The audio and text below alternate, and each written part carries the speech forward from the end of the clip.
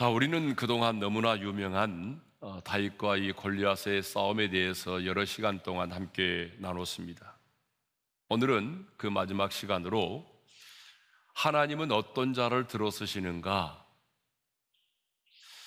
하나님은 어떤 자를 들어 쓰시는가에 대해서 생각해 보도록 하겠습니다. 하나님은 전능하신 분이시지만 잘 준비된 자를 들어 쓰십니다. 다윗이 골리앗을 무너뜨릴 수 있었던 것은 그가 잘 준비된 자였기 때문입니다. 다윗이 어떻게 골리앗을 무너뜨렸습니까? 칼과 창입니까? 아닙니다. 다윗이 골리앗을 무너뜨린 것은 칼과 창이 아닌 바로 물맷돌이었습니다. 그래서 50절을 보게 되면 다윗이 이같이 물매와 돌로 블레셋 사람을 이기고 그를 쳐 죽였다라고 분명하게 기록하고 있습니다. 그러니까 다윗은 칼과 창이 아닌 이 물매와 돌로 골리앗을 무너뜨린 것입니다. 여러분, 우리가 보기에는요, 이 물매가 보잘것없는 것처럼 보일지라도 변변한 무기가 없었던 예전에는요, 이 물매가 전쟁터에서 굉장히 유용한 무기로 사용되었다는 거예요. 그래서 사사기 20장에 보게 되면요, 왼손잡이 용사 700명이 나오는데 그들이 물매로 돌을 던지면 조금도 틀림이 없었다라고 기록하고 있어요. 사사기 20장 6절을 읽겠습니다. 다 같이요. 이 모든 백성 중에서 택한 700명은 다 왼손잡이라 물매로 돌을 던지면 조금도 틀림이 없는 자들이더라.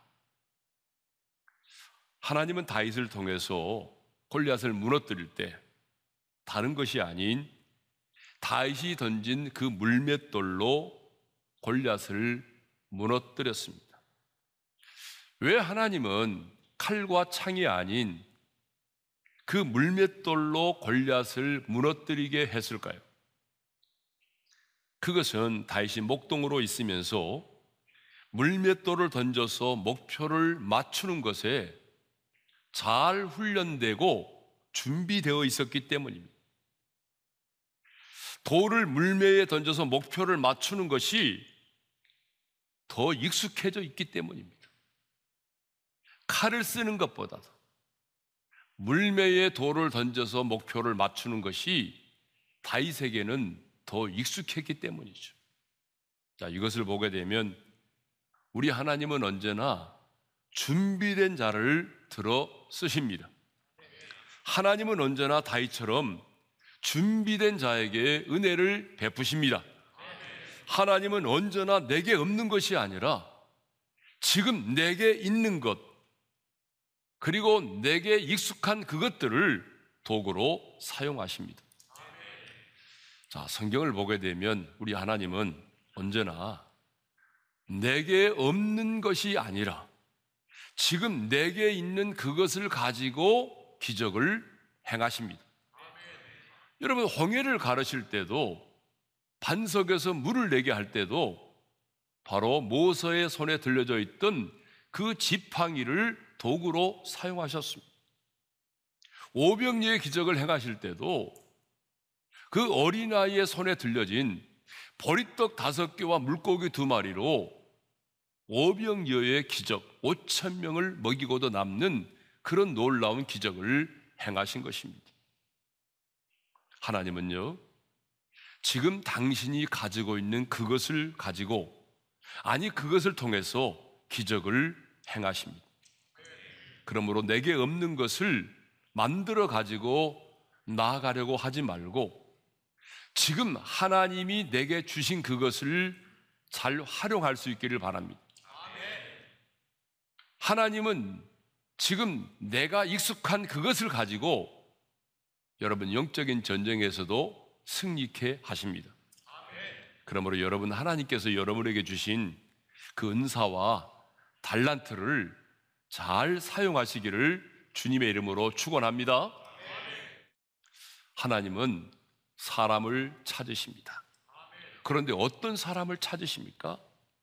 자신의 주어진 일에 최선을 다하고 잘 준비되고 훈련된 사람을 찾으십니다.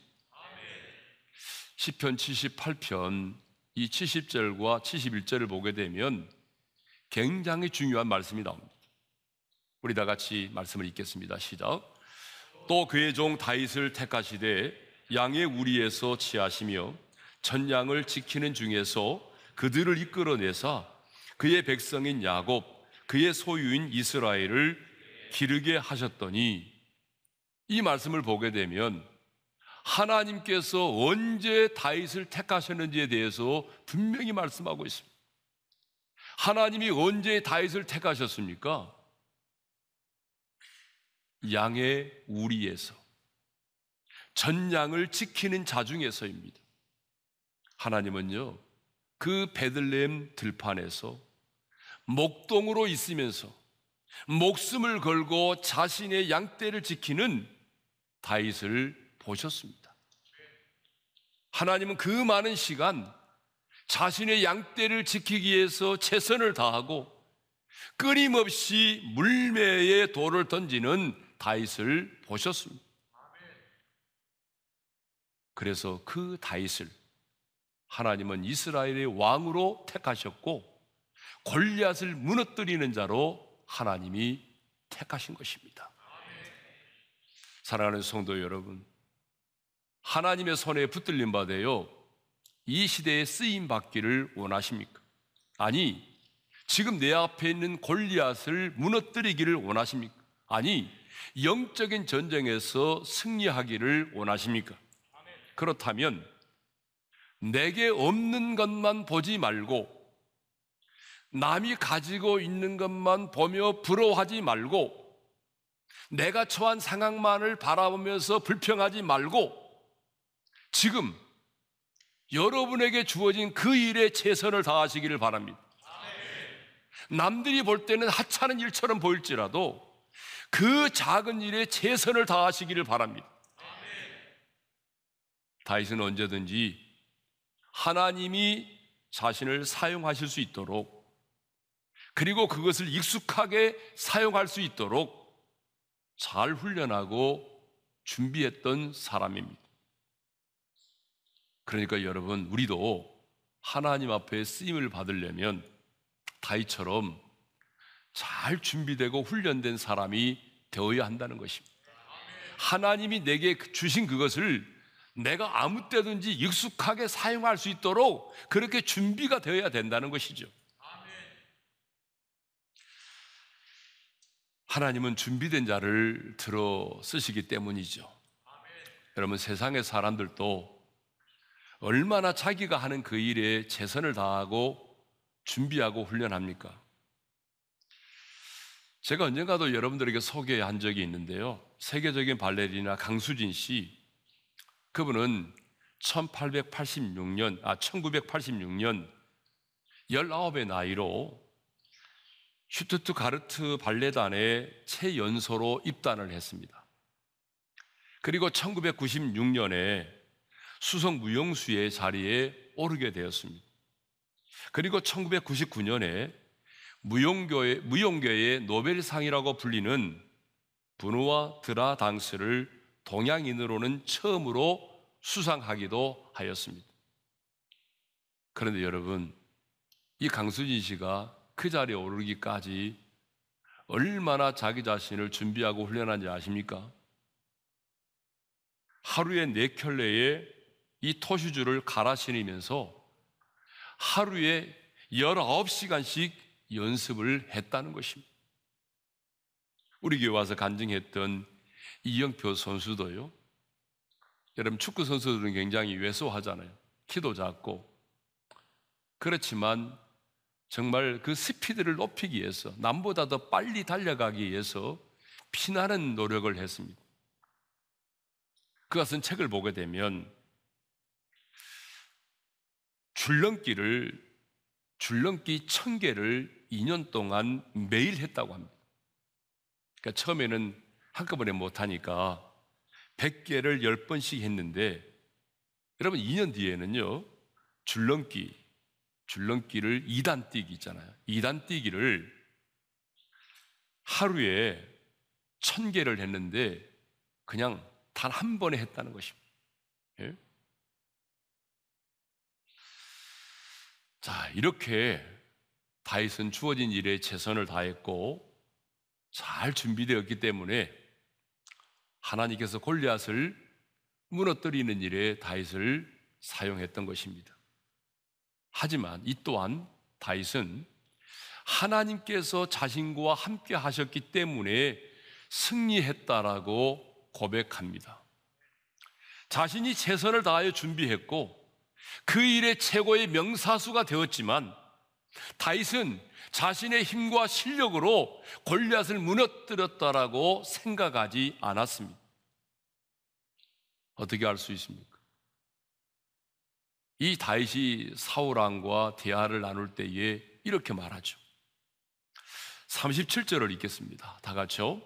또 다윗이 이르되 여호와께서 나를 사자의 발톱과 곰의 발톱에서 건져내셨은즉 나를 이 블레셋 사람의 손에서도 건져내시리다. 다윗은요, 사울 왕에게 이렇게 말하잖아요. 자신의 힘과 실력과 노력으로 양의 새끼를 곰과 사자의 발톱에서 건져내었다라고 그렇게 말하지 않아요. 다윗은 분명히 말합니다. 여호와께서 나를 사자의 발톱과 곰의 발톱에서 건져내셨다라고 말합니다. 그리고 여호와께서 나를 이 블레셋 사람의 손에서도 건져내실 것이다라고 말하죠. 무슨 말입니까? 하나님이 함께 하심으로 내가 곰과 사자와의 싸움에서 승리했듯이 하나님이 함께 하심으로 말미암아 내가 이 골리앗과의 싸움에서도 승리하게 될 거라는 것입니다. 또 다윗은요, 골리앗을 향하여 나아갈 때도 이렇게 외치며 나아갔습니다. 46절을 먼저 읽겠습니다. 다 같이요. 여호와께서 너를 내 손에 넘기시리니 내가 너를 쳐서 네 목을 베고. 예? 골리앗을 향하여 나아갈 때 다윗의 입에서 나오는 말이 뭐예요? 여호와께서 너를 내 손에 넘기실 거라는 거예요. 47절도 읽겠습니다. 다 같이요. 전쟁은 여호와께 속한 것인즉 그가 너희를 우리 손에 넘기시리라. 이 전쟁은 하나님께 속해 있다라고 말합니다. 다윗은요, 자신이 최선을 다하여 준비했고 자신이 물맷돌을 던져서 골리앗을 무너뜨렸지만 그것을 자신의 힘과 자신의 실력으로 이겼다라고 생각하지 않았습니다. 하나님께서 골리앗을 내 손에 넘기셨다라고 말합니다. 그리고 전쟁은 여호와께 속한 것이라고 말하죠. 여러분, 전쟁이 여호와께 속해 있다는 말은 이 전쟁의 승패가 누구에게 있다는 것입니까? 하나님의 손에 달려 있다는 것을 말하는 것이죠. 이것을 보게 되면 다윗은 최선을 다하여 준비하여 나아가 승리했지만 결국 하나님의 은혜로 승리하였음을 고백하였습니다. 그렇습니다. 우리가 아무리 최선을 다하여 준비하였을지라도 하나님께서 함께 하시지 않으면, 아니 주님께서 은혜를 베풀어 주시지 않으면 우리는 승리할 수가 없습니다. 또 누가 골리앗을 향하여 도전합니까? 아니, 하나님은 어떤 자를 들어 쓰십니까? 목적이 분명한 사람입니다. 그런데 여러분, 다윗은 정말 목적이 분명한 사람이었습니다. 그래서 골리앗을 향하여 나아갈 때도 목적이 분명했습니다. 지금 내가 왜 골리앗을 향하여 나아가 싸우는지, 내가 왜 지금 골리앗을 향하여 나아가 싸워야 하는지 그 목적을 분명히 했습니다. 여러분 46절이 굉장히 중요한데요. 46절 읽겠습니다. 다 같이요. 오늘 여호와께서 너를 내 손에 넘기시리니 내가 너를 쳐서 내 목을 베고 블레셋 군대의 시체를 오늘 공중에 세워 땅의 들짐승에게 주어 온 땅으로 이스라엘의 하나님이 계신 줄 알게 하겠고, 온 땅으로 이스라엘의 하나님이 계신 줄 알게 하겠고. 다윗은 이 골리앗과의 싸움에서 온 세상에 이스라엘의 하나님이 계신 줄을 알리고 싶었습니다. 이 온 땅에 하나님만이 살아계신 하나님을 나타내 보이고 싶었습니다. 그리고 여호와의 구원하심이 창과 칼에 있지 아니함을 이 전쟁을 바라보는 사람들에게 알리고 싶었어요. 47절에 있겠습니다. 다 같이요. 또 여호와의 구원하심이 칼과 창에 있지 아니함을 이 무리에게 알게 하리라. 더 나아가 이 전쟁이 하나님께 속한 것임을 나타내 보이고 싶었습니다. 그래서 47절 하반절에 이렇게 말하잖아. 읽겠습니다. 시작. 전쟁은 여호와께 속한 것인즉 그가 너희를 우리 손에 넘기시리라. 사울 왕과 온 이스라엘의 백성들에게만이 아니라 저 블레셋 사람들에게도 하나님만이 살아계신 참 하나님이심을 그들에게 보여주고 싶었던 것입니다. 여러분, 왜 다윗이 골리앗과 싸우기 위하여 나아갔습니까? 사울 왕의 사위가 되기 위해서입니까? 아니면 부자가 되기 위해서입니까? 아니면 사람들로부터 칭송을 받기 위해서입니까? 아니면 그 시대의 영웅이 되기 위해서입니까? 아닙니다. 다윗은 이 골리앗과의 싸움을 통해서 하나님만이 지금 살아 역사하시는 참 하나님이심을 드러내 보이고 싶었습니다. 이 전쟁이 하나님께 속한 전쟁임을 나타내 보이고 싶었습니다. 다윗은 하나님의 이름을 모독하고 하나님을 조롱하고 하나님이 죽었다고 말하는 이 골리앗에게 내가 믿는 하나님이 지금도 살아계시는 하나님, 능력의 하나님이심을 그에게 똑똑히 보여주고 싶었던 것입니다. 그리고 겁에 질려서 두려움 가운데 떨고 있는 사울 왕과 그 이스라엘의 군대에게, 온 이스라엘 백성들에게 이스라엘의 구원은 하나님의 손에 있음을 가르쳐주고 싶었습니다. 그러니까 다윗은 결국 하나님의 명예, 하나님의 영광을 위하여 골리앗을 향하여 나아갔던 것입니다. 여러분, 누가 골리앗을 향하여 도전합니까? 목적이 분명한 자입니다. 다윗은 목적이 분명했습니다. 지금 내가 왜 골리앗을 향하여 나아가 싸워야 하는지 그 목적이 분명했다, 그 말입니다. 그러므로 우리도 무슨 일을 하든지 간에 그 목적이 분명해야 되는 것입니다. 여러분, 영적인 전쟁만이 아니라 비즈니스를 할 때도, 새로운 사업을 할 때도, 직장 생활을 할 때도, 심지어는 내가 누군가를 만날 때에도 목적이 분명해야 하는 것입니다. 그래서 영국의 유명한 철학자이자 비평가인 토마스 칼라일은 이런 말을 했습니다. 목적이 없는 사람은 키 없는 배와 같다라고 했습니다. 그렇습니다. 여러분, 목적이 없는 사람은요, 바람 부는 대로 물결 치는 대로 인생을 살아갑니다. 목적이 분명하지 않은 사람은 닥치는 대로 인생을 살아갑니다. 영국의 극작가 버나드 쇼는 자신의 묘비에 이런 글을 남겼다고 합니다. 우물쭈물하다가 이럴 줄 알았다. 우물쭈물하다가 이럴 줄 알았다. 그런데 우물쭈물하다가 인생을 망친 사람들이 너무나 많이 있습니다. 여러분, 주변을 보십시오. 우물쭈물하다가 인생을 망친 사람들이 한둘입니까?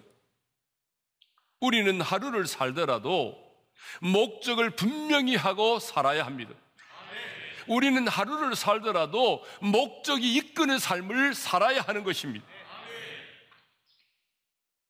그래서 성경은 우리가 이 땅에 왜 살아야 하는지, 그 이유와 목적을 분명히 하고 있습니다. 자, 고린도전서 10장 31절을 읽겠습니다. 다 같이요. 그런즉 너희가 먹든지 마시든지 무엇을 하든지 다 하나님의 영광을 위하여 하라. 여러분, 우리의 삶의 이유와 목적에 대해서 분명하게 가르쳐주고 있습니다. 우리가 신앙으로 고백하는 소요리 문답 제1문에도 사람의 제일 되는 목적을 뭐라고 말합니까? 하나님을 영화롭게 하며 영원토록 그를 즐거워하는 것이라고 그렇게 말씀하고 있습니다. 미국 메이저리그의 최고 투수 중에 한 사람인 LA 다저스의 클레이턴 커쇼라고 하는 그런 선수가 있습니다. 그는 독실한 크리스찬인데요, 아내와 함께 쓴 책에서 이런 말을 했습니다. 이제 하나님께 영광을 돌리기 위해 사는 일이 우리 삶의 목적이라 믿으며 인생을 항해하고 있다. 독실한 크리스찬인 그는 나는 야구 선수이기 전에 크리스찬입니다라고 말합니다. 여러분, 그렇습니다. 나는 야구 선수이기 전에 나는 크리스찬입니다. 나는 의사이기 전에 나는 크리스찬입니다. 나는 교사이기 전에 나는 크리스찬입니다. 늘 그렇게 말하고 시즌이 끝나면은 아프리카 잠비아에 자신이 세운 보육원으로 선교를 떠난다고 합니다. 이렇게 우리는 하나님의 사람으로서 목적을 분명히 해야 됩니다. 짧은 인생을 살지라도 목적이 이끄는 삶을 살아야 하는 것입니다. 그러니까 하나님의 사람은요, 내가 무슨 일을 하느냐보다도 내가 왜 그 일을 해야 하는지가 더 중요한 것입니다. 무슨 일을 하느냐보다 더 중요한 것이 뭐예요? 내가 왜 그 일을 해야 하느냐가 중요합니다. 배우는 학생에게도 열심히 공부하는 것도 중요하지만 내가 왜 공부를 해야 되는지 그 이유를 알아야 하는 거죠. 비즈니스를 하는 사람도 마찬가지입니다. 열심히 비즈니스를 하지만 내가 왜 비즈니스를 해야 하는지 그 이유를 알아야 한다는 거죠. 그러므로 하나님의 사람인 우리도 내가 왜 이 땅을 살아가고 있는지, 나는 왜 이 일을 해야 하는지 끊임없이 물으면서 인생을 살아야 합니다. 저는 우리의 삶을 통해서 하나님의 살아계심이 만방에 드러날 수 있기를 원합니다.